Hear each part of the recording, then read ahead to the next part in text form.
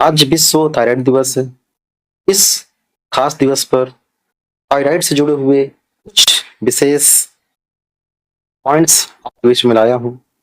यहाँ पर बात करें थायराइड क्यों होता है, थायराइड से कौन कौन सिम्टम्स देखने को मिलते हैं, फिर थायराइड के लिए कौन कौन से होम रेमेडीज, कौन कौन से ट्रीटमेंट हम कर सकते हैं जिससे कि हम थायराइड से बच सकें। आज थायराइड की समस्या काफी बढ़ती जा रही है, जिसकी वजह से कहीं न कहीं वुमेन्स में इनफर्टिलिटी की भी शिकायत देखने को मिल रही है। आइए इस टॉपिक को हम शुरू करते हैं। जब भी हम थायराइड की बात करते हैं तो थायराइड से जुड़े हुए बहुत सारे रोग हमें सुनने को मिल जाते हैं। सबसे कॉमन जो समस्या थायराइड की हमें देखने को मिलती है वो है हाइपोथायरॉयडिज्म।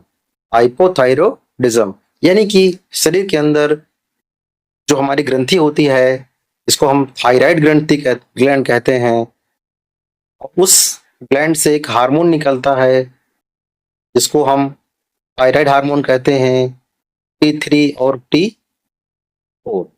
तो जब ये हार्मोन्स का जो श्रावण है थायराइड ग्लैंड से हाइपो यानी कि कम हो जाता है, जब इसकी कमी हो जाती है तब इस कंडीशन को हम हाइपोथायरॉयडिज्म कहते हैं।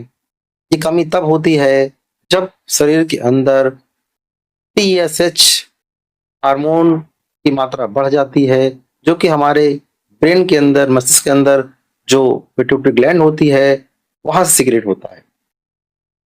जब भी थायराइड हार्मोन की कमी होगी, हाइपोथायरॉयडिज्म होगा। और अगर थायराइड हार्मोन्स की इसी वजह से शरीर में अधिकता हो जाए, ज्यादा मात्रा में हो जाए, उस कंडीशन को हम हाइपोथायरॉयडिज्म कहते हैं, सॉरी हाइपरथायरॉयडिज्म कहते हैं, यानी कि अधिक मात्रा में थायराइड का सिक्रीशन। इसके अलावा थायराइड के अंदर हमें कैंसर की भी समस्या हो सकती है। इसके अलावा थायराइड के अंदर जब कभी भी गांठ आ जाती है उसको हम थायराइड नोडुल्स कहते हैं। फिर है स्वेलिंग आती है तो वहां पर हम थायरोडाइटिस के नाम से इस कंडीशन को जानते हैं। और आयोडीन कमी से जब थायराइड की समस्या आती है तो उसको हम गॉइटर भी कहते हैं। तो ये प्रमुख 6 समस्याएं हैं जो कि थायराइड की डिसफंक्शन या थायराइड में डिसऑर्डर, गड़बड़ी की वजह से उत्पन्न हो जाते हैं। इसके बहुत सारे कॉमन रीजंस हैं, इसके बारे में भी बात करेंगे, लेकिन हम इन टर्म्स को अभी ठीक से समझ लेते हैं। जैसे कि हाइपोथायरॉयडिज्म की हमने बात की, यहाँ पर थायराइड हार्मोन का उत्पादन बढ़ जाता है, इंक्रीज हो जाता है। सेकेंड कंडीशन होती है हाइपोथायरॉयडिज्म, यहाँ पर थायराइड हार्मोन बॉडी के अंदर कम बनते हैं, उनकी कमी हो जाती है।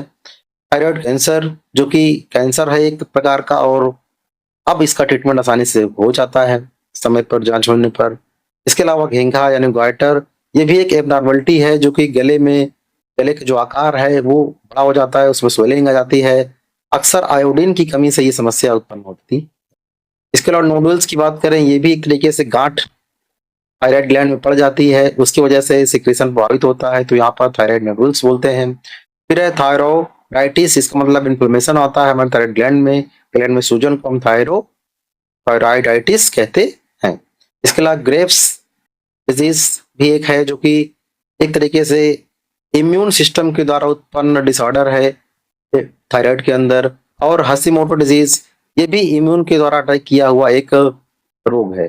इस प्रकार ये कुछ कॉमन टर्म्स हैं जो थायराइड में हम इस्तेमाल करते हैं। अब हम डिटेल में जानेंगे क्यों थायराइड की समस्या उत्पन्न होती है, यानी कि हाइपोथायरॉयडिज्म क्यों उत्पन्न होता है, इसके मेजर कारक क्या हैं।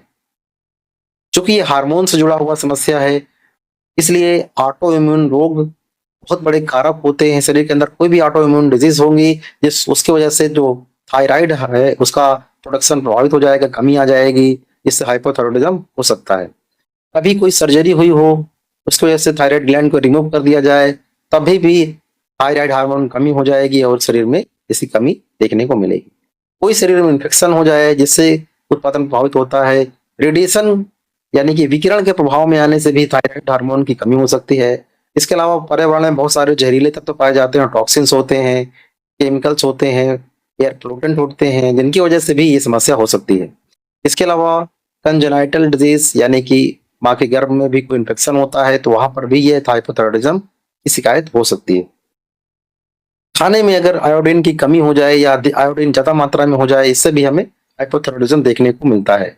इसके अलावा बहुत सारे मेडिकेशंस हैं, बहुत सारी दवाएं हैं जिसकी वजह से लेने से शरीर के अंदर थायराइड का प्रोडक्शन घट जाता है, जिससे हाइपोथायरॉयडिज्म उत्पन्न हो सकता है। पिट्यूटरी ग्लैंड जो कि टीएसएच हार्मोन का सिक्रेशन करती है, अगर टीएसएच हार्मोन का सिक्रेशन किसी कारणवश बढ़ जाए, उसमें कोई रोग हो जाए, टीएसएच हार्मोन का सिक्रेशन बढ़ जाता है तो यहाँ पर हाइपोथायरॉयडिज्म उत्पन्न हो जाता है। अब हम बात करेंगे, जब ये समस्या आती है, हाइपोथायरॉयडिज्म होता है, तो इसको हम पहचानें कैसे, इसके कौन कौन से लक्षण होते हैं। पहला लक्षण होता है ब्रेन फॉग, यानी दिमाग के अंदर झुंझुनाहट रहेगी, कुछ समझ में आता नहीं है क्या करें। व्यक्ति एंजाइटी से प्रभावित होता है, चिंताग्रस्त रहता है, शरीर के अंदर थकान फील होती रहती है, स्किन जो होती है वो सूखने लगती है, ड्राई हो जाती है। इसके अलावा जोड़ों में दर्द की शिकायत देखने को मिलती है, बॉडी में पेन होना शुरू हो जाता है, बाल भी झड़ने शुरू हो जाते हैं और वजन अचानक से बढ़ने लगता है। हाइपोथायरॉयडिज्म में वेट गेन होना शुरू होता है, मोटापा बढ़ जाता है। यानी कि हाइपोथायरॉयडिज्म की कंडीशन है तो आपका वजन आसानी से घटेगा भी नहीं, जब तक कि हम थायराइड कंट्रोल न कर पाए। थायराइड और थायराइड के दो पार्ट्स हैं, हाइपोथायरॉयडिज्म और हाइपरथायरॉयडिज्म। हाइपो मतलब सिक्रीशन कम हो जाता है, इस वजह से ऐसा व्यक्ति जिस उसको ठंडी ठंडी के मौसम में काफी तकलीफ होती है, क्योंकि उसको ठंड बहुत लगती है। जो लक्षण मैंने बात किए, बाल सूखे हो जाते हैं, ड्राई हो जाते हैं, चेहरे में स्वेलिंग आती है, गले में सूजन आती है, हार्ट बीट बढ़ जाती है, हृदय की जो धड़कनें हैं लो, यानी कि हाइपोथायरॉयडिज्म में स्लो हो जाती है, और वजन कहीं ना कहीं बढ़ जाता है, मेटाबॉलिज्म स्लो हो जाता है, पेट में कब्ज की शिकायत देखने को मिलती है, और अक्सर जो मेंस्ट्रुअल साइकिल होती है वो अनियमित हो जाती है, वो टाइम पर देखने को नहीं मिलती है। इससे फलस्वरूप इनफर्टिलिटी की समस्या आमतौर पर देखी गई है। ये जो समस्या है अक्सर 20 से लेके 40 वर्ष की फीमेल्स में अधिक देखने को मिलती है। सेकंड कंडीशन होती है हाइपरथायरॉयडिज्म, इसमें हेयर लॉस होता है, आंखों में स्वेलिंग आती है, ग्वाइटर, गले में सूजन आती है, और जो हार्ट की रेट है, हार्ट बीट है, वो तेज हो जाती है, ज्यादा हो जाती है। यहाँ पर उल्टा जो वजन है वो गिरने लगता है, कम होने लगता है, पेट में डायरिया की शिकायत होती है, लूज मोशन शुरू हो जाते हैं, और मेंस्ट्रुअल पीरियड काफी समय बाद आते हैं, यानी कि जो रेगुलर टाइम होता है उससे काफी समय लगता है। शरीर हाइपर एक्टिव होता है, इसकी वजह से जो हीट गर्मी को बर्दाश्त करने की क्षमता है ऐसे व्यक्तियों में कम हो जाती है, यानी इनको गर्मी काफी ज्यादा प्रभावित करती है। आइए, अगर ये सारी समस्याएं हैं तो हमारे पास वो कौन कौन से तरीके हैं, एज ए न्यूट्रिशनिस्ट मैं आपको कौन कौन तरीके रिकमेंड कर सकता हूँ।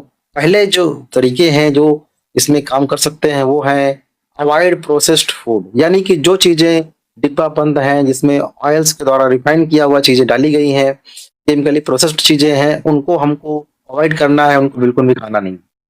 सेकेंड, कैफीन्स का जो सेवन है उनको हमको बिल्कुल से मिनिमाइज कर देना है, बिल्कुल से कम कर देना है।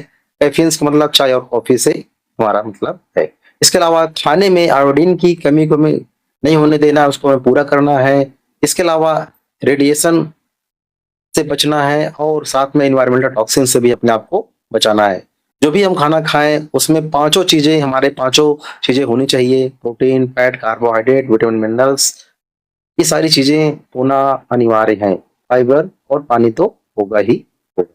इसके अलावा हमको स्ट्रेस मैनेजमेंट करना है, तनाव में नहीं रहना है, हमको रिलैक्स रखना है। इसके लिए आप मेडिटेशन का भी सहारा ले सकते हैं।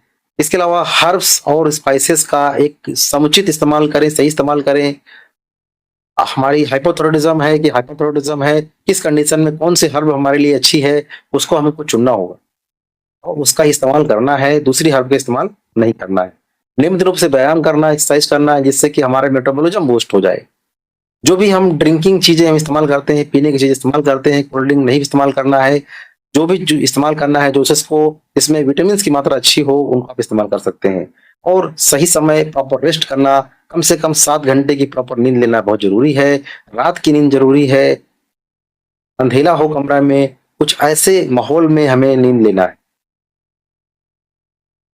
सेलेनियम युक्त भोजन हमें लेना है जिससे कि हमारा हार्मोन भी कंट्रोल रहे।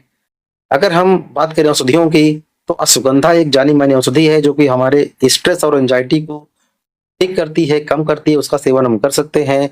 कोकोनट ऑयल का इस्तेमाल कर सकते हैं। विटामिन डी भी हमारे स्ट्रेस को कम करता है, हमारी हड्डियों को स्ट्रांग करता है, हमारे तनाव को घटाता है। इसका इस्तेमाल कर सकते हैं। साथ ही स्ट्रेस मैनेजमेंट में हम योगा, प्राणायाम, ध्यान, जो भी चीजें हम कर सकते हैं उसे करें, एक्सरसाइज करें और प्रोबायोटिक्स का सेवन करें, यानी कि दूध, दही का इस्तेमाल भी आप कर सकते हैं, मट्ठे का इस्तेमाल कर सकते हैं। और बाहरी चीज़ों का जो खान-पान है उसको आपको कंट्रोल करना है और एक प्रॉपर एक बेहतर नींद आपको लेना बहुत ज़रूरी है। अगर इन सारी चीज़ों को अगर आप ध्यान देंगे, तो आपका जो स्वास्थ्य है वो इम्प्रूव होना शुरू हो जाएगा। हालाँकि ये एक दिन में नहीं होगा, ये लंबे समय में होगा, लेकिन आप वापस से अपनी पुरानी अवस्था में आ सकते हैं। नहीं करेंगे तो आपको लगातार दवाओं का सेवन करना पड़ेगा, जिसकी वजह से आपको बहुत सारे साइड इफ़ेक्ट भी हो सकते हैं और फिर आप मनचाहा जो लाइफ है, जो फ्रीडम ऑफ लाइफ होती है, उसको आप एन्जॉय भी नहीं कर पाएँगे। मेरा आपसे रिक्वेस्ट है, आप इस वीडियो में दी गई जानकारी को सीरियसली लें। आप कोई डाउट लगता है तो आप क्वेश्चन कमेंट करें, इसके जवाब भी दिए जाएँगे।